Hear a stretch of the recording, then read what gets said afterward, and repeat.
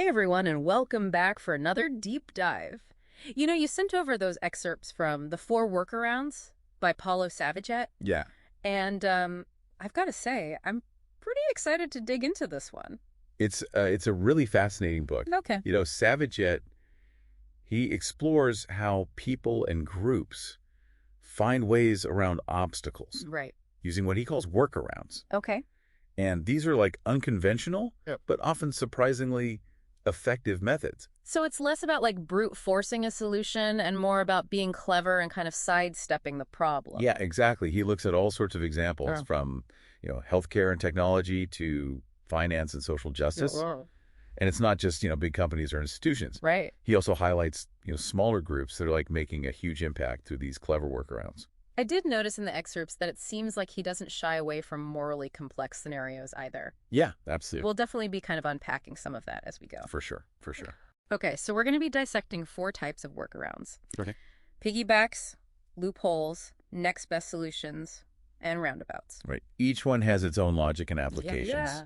But it's amazing how even across these like wildly different fields, Yeah, similar patterns and strategies emerge. I love that. You know? Yeah, finding those universal threads. Yeah. That's what makes it so interesting. Exactly. Okay, so first up, we've got piggybacks. All right. So the basic idea here is to leverage an existing system or resource Yeah. to reach your goal, faster or more efficiently. Right. And Savaget starts with a really powerful example, Cola Life. Yeah. Cola Life wanted to tackle the issue of childhood diarrhea in Zambia, Okay. which is, a major killer in sub-Saharan Africa. Yeah. And they estimated that at the time that they were founded, diarrhea was responsible for about 800,000 child deaths each year. Wow, that's a staggering number. It is. Yeah.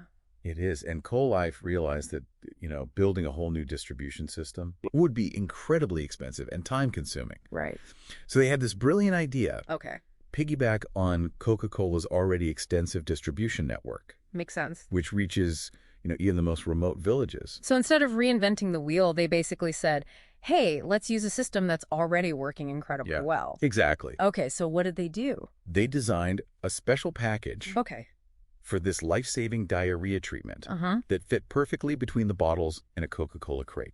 That's brilliant. So they're using Coke crates to save lives. Yeah, What a simple but powerful idea. Did it work? it did.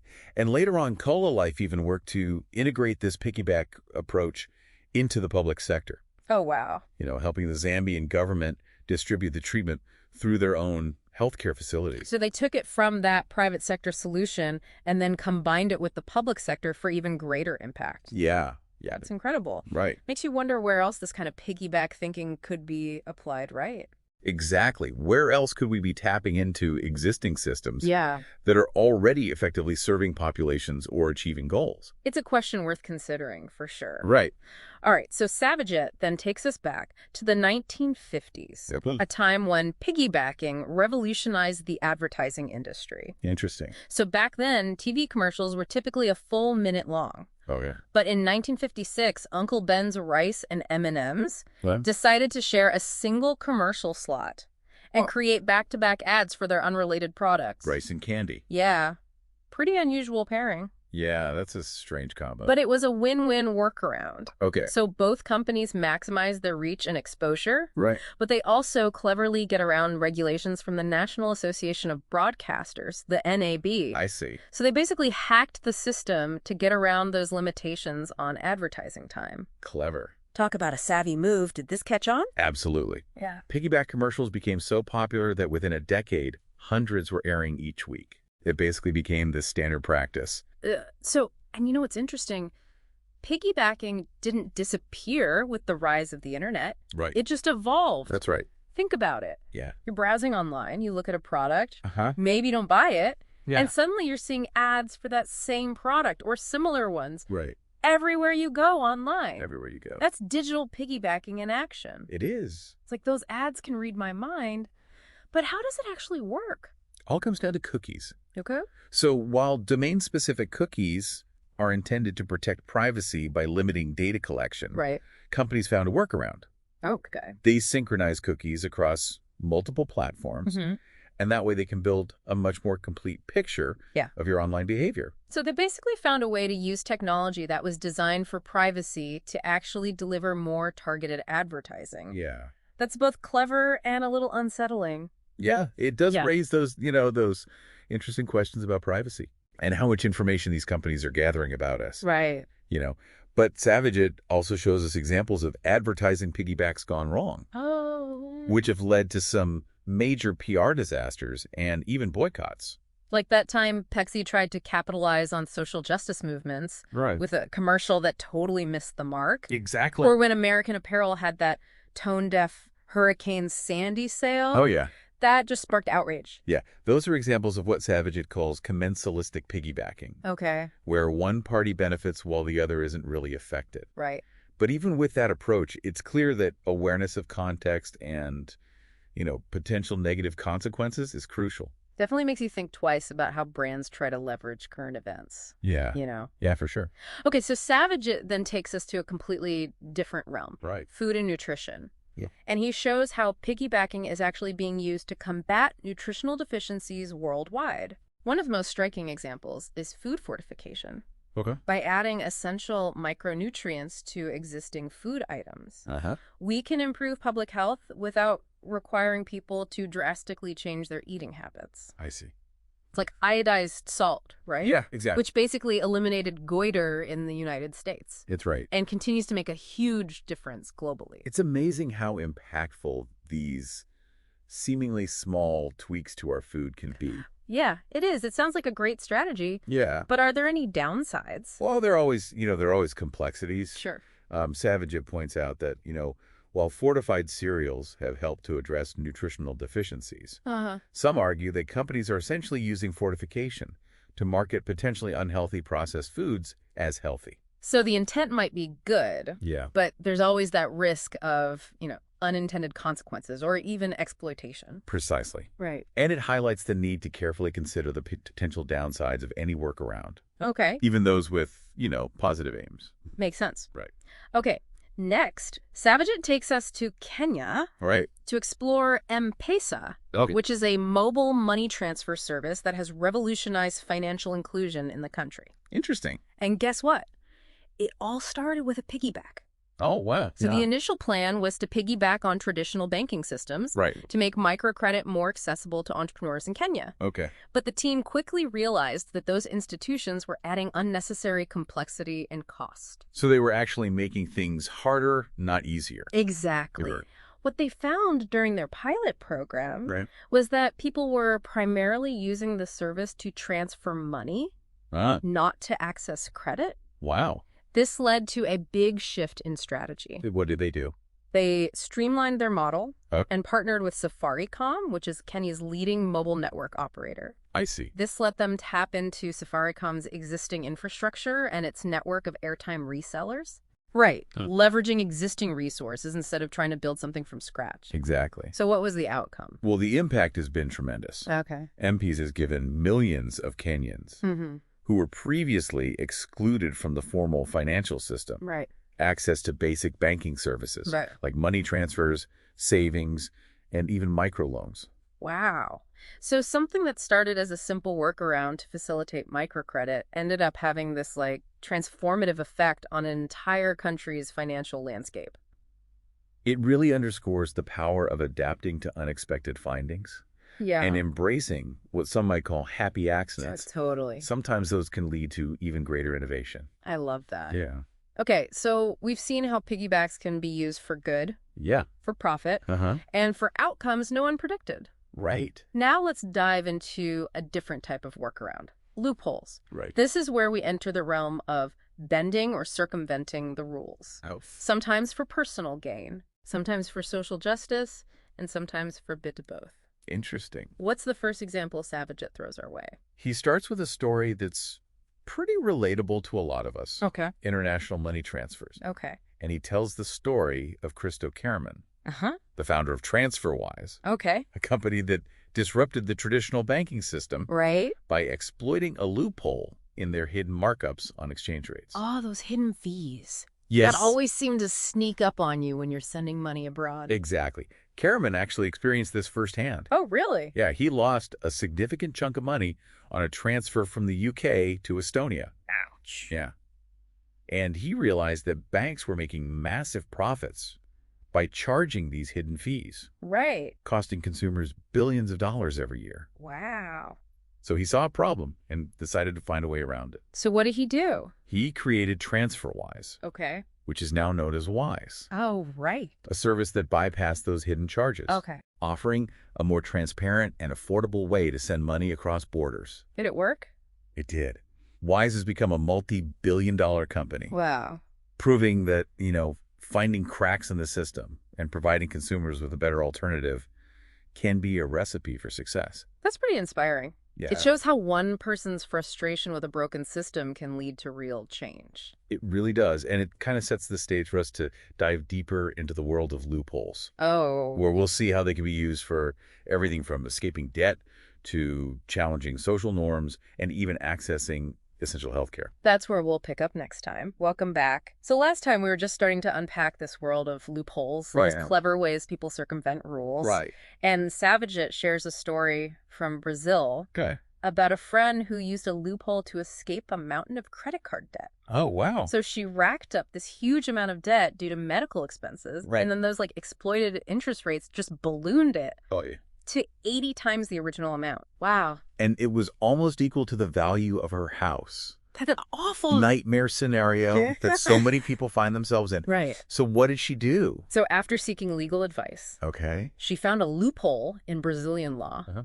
that stated that after 5 years, debt expires. Wow. So she legally minimized her assets, Okay. making them essentially untouchable, Right. and waited it out. Wow. So she just kind of rode the clock out? Yeah, That's a risky move. it is. But it paid off in the end. It did. Shows how even in these seemingly hopeless situations, a well-placed loophole can be a lifesaver. Yeah, Savaget draws a parallel to Shakespeare's The Merchant of Venice. Okay. Throughout history, people have used loopholes to kind of navigate these unfair systems and contracts. From Shakespeare to modern-day Brazil, That's right. some things never change. All right, so next up, Savaget takes us to the realm of marriage and divorce. Interesting. And he highlights the practice of destination divorces. Where couples would travel to countries with more lenient divorce laws. Like those classic tales of celebrities jetting off to Mexico for a quickie divorce. Exactly. Right. And then there were also double proxy weddings, What? where couples could marry without even leaving their home countries Well, by using legal representatives to stand in for them. I see. And Savaget points out how same-sex couples have used similar tactics Right. to gain legal recognition of their marriages in places where it's not yet legal. Yeah. For example, in Israel, couples married abroad can register their marriages there, even though same-sex marriage legislation hasn't passed. So they're working within the system, Right. but finding ways around the existing restriction. Exactly. So Yeah. clever. Yeah, very clever. Any other examples? Yeah, there was even a case in Russia Okay. where a gay couple managed to claim spousal tax benefits Wow. through a loophole in their marriage laws. Using loopholes to push for equality and social change? Yeah. That's pretty powerful. It is, and it highlights how loopholes can be this double-edged sword. Right. They can be used for personal gain Yeah. or to challenge unfair systems. Right. The intent and the outcome can vary widely. So next, Savaget explores how loopholes have been used to protect information Okay. and encourage knowledge sharing. Interesting. And he starts with this fascinating concept called warrant canaries, used by tech companies. Warring canaries. Yeah. So think of the canary in a coal mine. Okay. Its well-being signaled the safety of the environment. Right. The canary was like an early warning system. Exactly. So in this case, a warrant canary is a statement on a company's website Okay. stating they haven't received any secret government requests for user data. Okay. But if that statement vanishes, Right. it subtly alerts users that the company might have received a secret warrant, Wow. even if they can't legally say so directly. So it's a way to work around those gag orders. Exactly. Alert users about that potential government surveillance. What about knowledge sharing? So Savaget highlights the world of academia, Okay. where researchers and students use loopholes to share copyrighted research articles. Like the hashtag ICANHasBDF hashtag you see on social media. Exactly. Yeah. It's a way to request and share articles Right. that are often locked behind these expensive paywalls. Yeah, those academic publishers. Yeah. It's a grassroots movement, basically. Yeah. Pushing back against those barriers. Right. Advocating for open access to research. Mm-hmm. But isn't there some debate about whether this is ethical or not? There is. Some argue it's stealing, Right. while others believe that knowledge, Yeah. especially research that's funded by taxpayers, should Right. be freely accessible. So it's a complex issue. It is. No easy answers. For sure. Loophole or not access to information raises a lot of important questions. It does. Okay, so Savaget then takes us back to the early days of the COVID-19 pandemic All right. with a story about how a Brazilian governor used loopholes to get ventilators from China. So Governor Flávio Dino, Okay. he desperately needed ventilators for his state, Maraná, Right. but he faced obstacles Oh. from both the U.S. and his own federal government. Oh, wow. Shipments were intercepted. Seriously. Yeah, and the Brazilian government had centralized ventilator distribution, Okay. making it really hard for states to get their own supplies. Sounds like a bureaucratic nightmare. It was. So what did he do? What did he do? Well, she didn't give up. Okay. He found a series of loopholes. Okay. First, they donated funds directly to a supermarket chain Okay. that already had procurement channels in China, I see. bypassing the government's slow process. So they used an existing system to their advantage. Exactly. What else? What else did they do? Well, they leveraged private networks in China Okay. to secure the ventilators and make sure they wouldn't be sold to someone else. Oh, wow. And then they chartered a private plane Okay. with a strategic fuel stop in Ethiopia Okay. to avoid scrutiny from other countries. It's like something straight out of a movie. It is. They found ways around all those roadblocks Okay. to get those life-saving ventilators. Yeah, that's amazing. It shows how loopholes can be incredibly effective in a crisis. Yeah, It's all about adaptability and resourcefulness. it really is. Okay, so we've seen loopholes used for good Right? and for personal gain. Yeah. Now, Savaget brings us to an example that really pushes the boundaries. Okay. Four Thieves Vinegar, Okay. a collective that is challenging intellectual property rights in healthcare. Oh, wow. Interesting. They provide open source instructions for making medications, Yeah. arguing that while science should be reproducible, things like intellectual property rights and regulations prevent people from benefiting. Right. One of their projects is the EpiPencil, Okay. which is a DIY epinephrine autoinjector I see. that costs a fraction of the price of the commercially available EpiPen. So they're aiming to make life-saving medication accessible. Right. But it also raises questions about safety and potential risks. Absolutely. It's a pretty controversial approach. For sure. So where do we go from here? Well, Savaget then shifts gears to roundabouts. All right. These indirect approaches to problem solving. Okay. Where you change the context or the behavior Right. that's causing the issue in the first place. I see. So what's the first roundabout Savaget throws our way? What's the first one? He takes us to India, Cook. where citizens use a roundabout approach to tackle public urination. Oh, interesting. So despite government efforts to improve sanitation and raise awareness, Right. it remained a problem. So what did they do? Well, people took matters into their own hands. Okay. They started putting plaques depicting Hindu gods on walls Interesting. to discourage people from urinating on them. Appealing to religious beliefs and cultural norms. Yeah. To try to change behavior. Did it work? Surprisingly, yes, in Oh, some areas. Interesting. You know, it just goes to show that even those small, localized efforts can spark change. By tapping into those existing social and cultural influences. So sometimes the solution isn't about brute force, Right. but about understanding the context Yeah, and finding a clever workaround. exactly. And speaking of roundabout solutions, Yeah. Savaget then brings up something we're all too familiar with these days. Social distancing. Right. It's aimed at slowing the spread of disease by changing how we interact. So not a direct attack on a virus, Right. but a way to kind of change our behavior to limit its impact. Exactly. And we've seen this used throughout history. We have. Right. It was used during the 1918 Spanish flu pandemic, Okay. And studies actually show it was effective in reducing death rates. So social distancing isn't a new concept, Right. but it's definitely been put to the test in recent years. For sure. So what insights does Savaget offer? Well, he points out that the uneven implementation of social distancing during COVID-19 highlights its complexities. Yeah. It's not one size fits all. And its effectiveness depends on things like government policies, individual choices, and access to resources. It's a reminder that even the simplest workaround can have a lot of moving parts. For sure. What other social issues has roundabout thinking been applied to? Savaget shares the story of Alongo Rangaswamy, Okay. a leader in an Indian village Uh-huh. who used a roundabout approach to challenge deeply ingrained caste discrimination. Okay, so the caste system is so deeply rooted in Indian society. Is. Directly dismantling it is incredibly difficult. Yeah, how do you tackle a problem that's so interwoven with a culture's fabric? Exactly. So how did he approach this? So Rangaswamy focused on a more indirect approach. Okay. When his village received funding to build houses for the poor, Mm-hmm. he built them in an area inhabited by Dalits, Okay. the lowest caste who were often segregated. An interesting strategy. So he was trying to integrate the community through housing. That's right. Did it work? It did. When non-Dalits, many of whom were also struggling, Yep. expressed concern about the location, Yeah.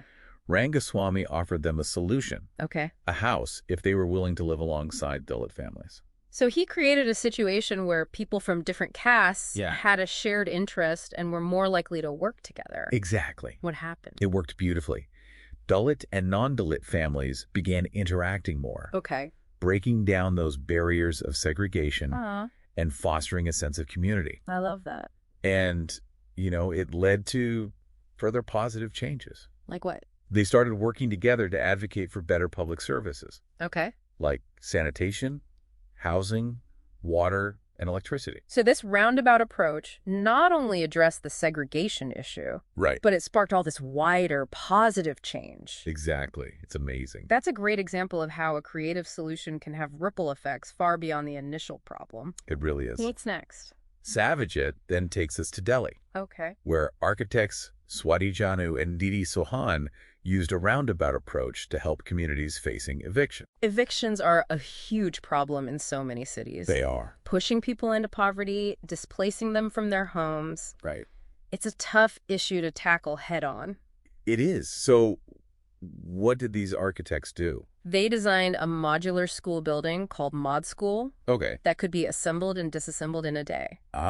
So they created a school that could be easily relocated if the community faced eviction. Exactly. Thinking outside the box. Yeah, that's brilliant. So by designing a portable school, Right. they could protect it from demolition Uh-huh. and provide this crucial service to the community, Yeah. even with that constant threat of eviction. It's a reminder that sometimes the best solution isn't about solving the root problem, Right. but finding ways to make people more resilient to the challenges they face. Yeah, I like that. Sometimes adaptability and creative design can offer a sense of stability in unpredictable circumstances. Okay, so now let's move on to the final category of workarounds. Right. Next best solutions. Next best solution. So these are the solutions that arise when the perfect solution just isn't possible, right? Right. It's about making the most of what you have and finding alternative paths to achieve your goals. I like that. So what's the first next best scenario that Savaget presents? He starts with something that, most of us can relate to. Okay. The lack of a universal electrical outlet plug. Oh, yeah. We're all familiar with, the frustration of needing adapters when we Yeah. travel. It seems like such a solvable problem. It does. But we're still stuck with this mess of different plugs. We are. Why is that? Well, the International Electrotechnical Commission Okay. has been working on a global standard for ages, Uh-huh. but they've run into some major roadblocks, What kind? mostly due to what they call vested interests. Okay. So basically various, economic and political factors just kind of get in the way. So the ideal solution of one universal plug Yeah, is stuck in this tangle of complexities. it is. So what's the next best solution? Travel adapters. Right. Not perfect, Yeah. but they get the job done. They do. And it really perfectly illustrates the essence of next best. Yeah. Sometimes we have to accept limitations Uh-huh. and find alternative ways to get where we need to go. What other next best examples does Savaget offer? He takes us back to the COVID-19 pandemic Okay. with the story of LVMH. Okay. the luxury goods conglomerate Right. and how they pivoted to producing hand sanitizer. Interesting. So a luxury brand making hand sanitizer. How did that come about? Well, they saw the huge need for hand sanitizer, Right. and they used their existing factories and resources to quickly ramp up production. Okay. And within a week, Wow. they were supplying tons of it to hospitals in Paris. That's impressive. They completely shifted gears to respond to a crisis. They did. It's a great example of adaptability and resourcefulness in action. For sure. Organizations can contribute in these unexpected ways by repurposing what they already have to meet urgent needs. Such a great example of a next best solution. Where do we go from here? Savaget then introduces us to Tião Rocha, Okay. a Brazilian anthropologist and social entrepreneur who founded a nonprofit called CPCD. Okay. And Rocha believes that traditional schools, with their rigid structure, aren't reaching their full potential. So if traditional schools aren't the answer, then what is? Well, CPCD creates learning spaces outside of formal settings, Okay. tapping into everyday activities and popular culture to engage kids in their own learning. That's pretty innovative. Learning doesn't have to happen in a classroom. Exactly. At work. It's been incredibly successful. Wow. In some of Brazil's poorest communities. That's amazing. Showing that education can happen anywhere, even without, traditional classrooms or teachers. Okay, so thinking outside that traditional education box. Yeah. What else does Savaget have for us? He shares the story of Rainforest Connection, an organization tackling illegal logging in a completely unique way. Okay, this sounds interesting. What are they doing? They're taking discarded cell phones Okay. and transforming them into solar-powered listening devices. What? That can detect the sounds of chainsaws and other illegal activity in rainforests. Wow. Turning trash into a tool for environmental protection. Yeah, pretty amazing. How does it work? So these repurposed phones can monitor vast areas of rainforest that were previously really difficult and costly to patrol. Right. And they provide real-time alerts to authorities, helping to combat illegal logging. That's incredible. Right. It's like a high-tech neighborhood watch for the rainforest. That's a good way to put it. Savaget really highlights the creative power of a good next best workaround. He does. What else is there? So Savaget then shows us that next best thinking can apply to even everyday problems. Okay. He tells a story about a computer hacker. Okay. Who needed to boil an egg. All right. But didn't have a stove. Okay. I've been there. So what did he do? What did he do? He realized he could use his office's fancy coffee machine to boil the water. Huh. That's brilliant. Just looking beyond an object's intended purpose to solve a problem. Exactly. And then Savaget scales up this concept with the example of Zipline, a company using drone technology to deliver vital medical supplies in Rwanda. Interesting. So Rwanda has these challenges with transportation infrastructure. Right. Especially in rural areas. So how are the drones helping? Well, Zipline's drone delivery service bypasses those limitations. Okay. Ensuring rapid and reliable delivery of blood, vaccines, and medications to even the most remote communities.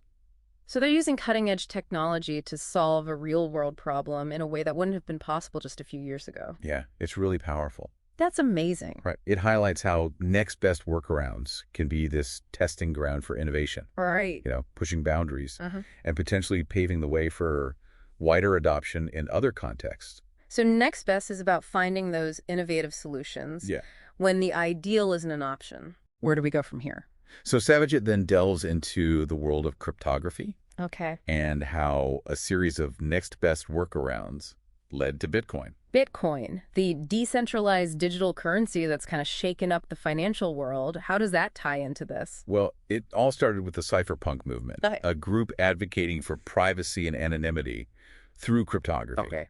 They were basically trying to find ways around government restrictions and surveillance. So using technology to create a space that's free from control. Exactly. So how did that lead to Bitcoin? Well, their work led to these key innovations in cryptography that made Bitcoin possible. Okay. It's really a culmination of those next best efforts. Right. Creating a way to exchange value outside the control of banks and governments. It's amazing how these seemingly small, incremental steps can ultimately lead to something so disruptive and transformative. It really is. And finally, Savaget brings us to the story of Ruth Bader Ginsburg. RBG. A true legal pioneer, and she used a next best workaround to challenge sex-based discrimination in the U.S. legal system. Interesting. So RBG was a force to be reckoned with. She was. Like, So what was her strategy? well, she was facing a system that was deeply rooted in patriarchal norms and laws. Right. Taking those biases head on would have been an uphill battle. Right. So she got strategic. I'm intrigued. What does she do? She focused on cases where men were disadvantaged by discriminatory laws, Okay. establishing precedents that could then be applied to cases involving women.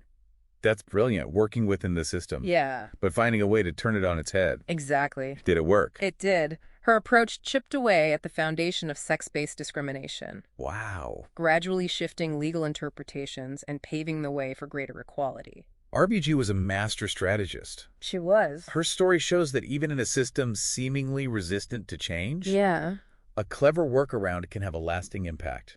Absolutely. It demonstrates the power of patience, strategic thinking, and embracing those unconventional approaches. It really does. And it leads us perfectly into our final reflections on Savaget's 4 workarounds. Wow, we've covered a lot of ground in this deep dive. We have Piggybacks, loopholes, roundabouts, next best solutions. Savaget's book really opens your eyes to all the different ways people approach problems. it does. So for you, what stands out as like the biggest takeaway? I think for me, it's the power of perspective. Okay. Workarounds, they force you to look at challenges from these unexpected angles and to question assumptions. Right. It's about recognizing that the most obvious path isn't always the most effective. Right. Sometimes a clever workaround can lead to a far better solution. It's like that saying, when you change the way you look at things, the things you look at change. Exactly. Savaget's examples show that innovation often comes from thinking outside the box and embracing these unconventional approaches. I'm already starting to see potential workarounds in my own life. That's great. It's like a whole new way of thinking about problem solving. That's fantastic. And that's precisely what Savaget hopes to achieve. Yeah. We want to inspire people to become more resourceful and adaptable, Huh. to see opportunities where others might see only obstacles. So what's the one thing you hope listeners will take away from this deep dive? I hope it empowers them to approach challenges with a fresh perspective and a sense of possibility. Yeah. Savaget shows us that even in the face of seemingly insurmountable obstacles, there's often a clever workaround waiting to be discovered.